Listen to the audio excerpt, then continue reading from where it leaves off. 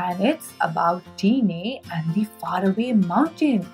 The author of the story is Shrika Tripathi, and it is published by Pratham books.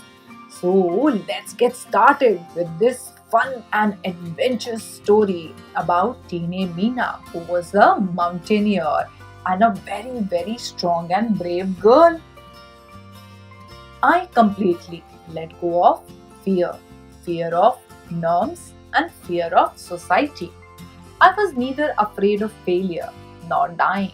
I believed in my own strengths and nurtured my natural talent. I improved my weaknesses, and above all, I always followed my heart, said Tine Meena, the great mountaineer. Today is a big day for Tine Meena. At the age of 25, she has become the first woman from Northeast India to climb Everest at 8,848 meters. Everest is the highest mountain in the world. It's as high as 5,000 men who are 6 feet tall, standing on top of each other. Isn't that amazing? So, this is the story of Tine's journey. A girl who loved to climb mountains. So, let's get started. In the Mishimi Hills of Arunachal Pradesh, Tine heard a wondrous call from the distant mountains. She was always drawn to it, a sound only she could hear and no one else could. Tine loved to climb. You know what all she climbed? She climbed trees, she ran through the jungle, and she went fishing in the river. She was as fearless and strong as Naya, her grandmother. If Tine fell down, Naba, her father, would always tell her to get up and carry on and do not get bothered. Tine and her younger sister Soni loved eating apples, oranges, and berries from the forest. They spent long days lying under the sun. Ah, Tine would smile. What a wonderful life we have. But one day, Tine's world turned completely upside down. There was no school in Ichali, so her family moved to the closest big town of Roy. There, the shh became a faint whisper. All she wanted was to be in the mountains. 10 years later, Tine finished school. The mountain call was strong again. She could hear the mountain calling her again. So, you know what she did? To be close to her mountains, Tine applied to be a porter for an army expedition. She could carry heavy loads and march for days, shoulder to shoulder with others. But there was one small problem.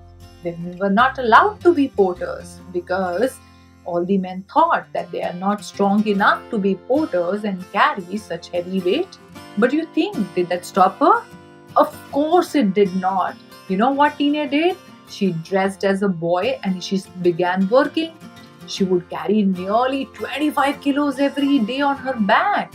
It took a week for everyone to realize that she was a girl disguised as a boy.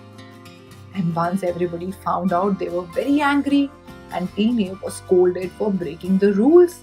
But she could work as much as the boys, and she knew the route better than anyone else. So the officers agreed to let her continue working, and her act would later help lift the ban on female porters. Tine worked hard, very hard, and she became a coordinator, someone who plans mountain trips. You know, it's a very tough job. That's when she met Dr. Romeo Meti, the leader of an expedition. I must say that you have all the makings of a naturally gifted climber, he told her. You have the build, the strength, and the determination. Now all you need is technique. Dr. Metei became her mentor and Tine began her training. But you know what? It was when Tine saw The Race for Everest, a film about the first climb of Mount Everest that she heard about, her dream mountain. The whoosh became like a roar. Climbing Mount Everest became Tine's dream. So you know what she did then? Finally, Tine left for Nepal. She was very anxious, but at the same time, she was very determined. At the Everest base camp, it was very cold and the air was very thin. So after her training, Tine began her climb with chairing Sherpa. You know who are Sherpas? Sherpas are Tibetan ethnic group of people living in high Himalayan regions who are known for their climbing skills. They have amazing mountain climbing skills. So Tine trained herself with them and then she decided to climb the Everest. So the climb was divided into 4 sections. So climbers could rest at different camping points and continue to the top over a few days. By the time Tine and Chering Sherpa reached the second camp, the weather had worsened. Oh my god! But the musical whoosh, it was also growing louder and hypnotic, and Tine was getting more and more determined. Do you want to go ahead? Chering asked. I don't think I will get another chance to do this, Tine said. I want to do it. And she did not lose her confidence. Somehow they reached their final camp, but the wind blew their tent and supplies away. They found another tent in which they took shelter. No walkie-talkies, no medicines. All Tine and Chering had was a packet of noodles. Let's share half of it, Chering suggested. If we make it alive, we will eat the other half, Tine said with a determined smile. For every 2 steps they took, the wind sent them reeling back a step. The stormy winds howled, "Go away!" But Tine could only hear whoosh, whoosh. With new resolve, they fearlessly began the last push to reach the top. At 10:45 a.m. sharp on May 9, 2011, Tine submitted the highest mountain in the world. The young girl who loved to climb trees had climbed to the top of the world. She had found her faraway mountain and was one with the sound that had called her all her life. Whoosh! She danced with her beloved mountain.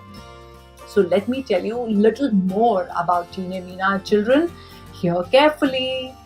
So, Tine Meena is an adventurer. She holds the distinction of being the first female Everester from Northeast India. At Dr. Romeo Metei's suggestion, Tine had enrolled her at the Manipur Mountaineering and Training Association in Imphal. She won a gold medal at the course and another for Best Student of the Basic Mountaineering course at the Himalayan Mountaineering Institute in Darjeeling. Tine turned down a well-paid job as a mountaineering instructor to chase her Everest dream. She raised private sponsorship for her expedition. Tine has inspired many youngsters like all you children in the Northeast, starting with her cousin Ruby Lombo, who's a cycling athlete. Tine continues to be a role model for adventurous children. So children, this brings us to the end of today's story. I hope you enjoyed listening to this adventurous story of Tine Meena's mountaineering expedition. And I hope you got some inspiration from her of being fearless and having the determination to chase your dreams. So now I take your leave and I will see you back again with another exciting story. Till then, stay home, stay safe and take care. Bye bye.